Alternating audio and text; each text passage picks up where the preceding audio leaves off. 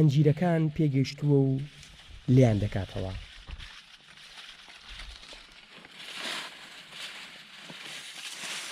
بە وردی دەگەڕێت بۆی لە ژێر گەڵاکانەوە هەنجیرە زەرد و پێگەشتوەکان بدۆزێتەوە.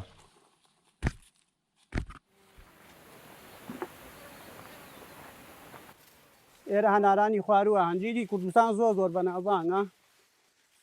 ئێمە ئەم باخی هەنجیرانە لە کۆنەوە هەمانە هەنجیر نابێت زۆر بەرز بێ.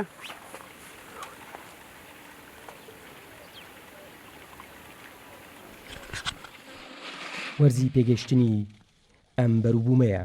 هەنجیر دارێکی نازکە پێویستی بە ئاوی زۆر هەیە ئەبێ بەردەوام خەریکی ئاودانی بی. تەیب هەر لە منداڵیەوە جوتیارە.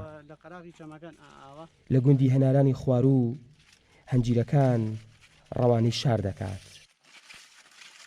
ئەم هەنجیرانە هەرەوە نییە بڵین بەتەڕێی خوێن ئەمە بۆ شکردنیژە بێ. ئەم هەنجیرانە ئەشکرێ بە مرەبایەکی زۆر جوانی لێ دەرەچێ. ئەگەر خەڵکی شارەزا بێ و لێ بزانێ بەس کوڵانی زۆر ئەوێ شەکری ئەوێ.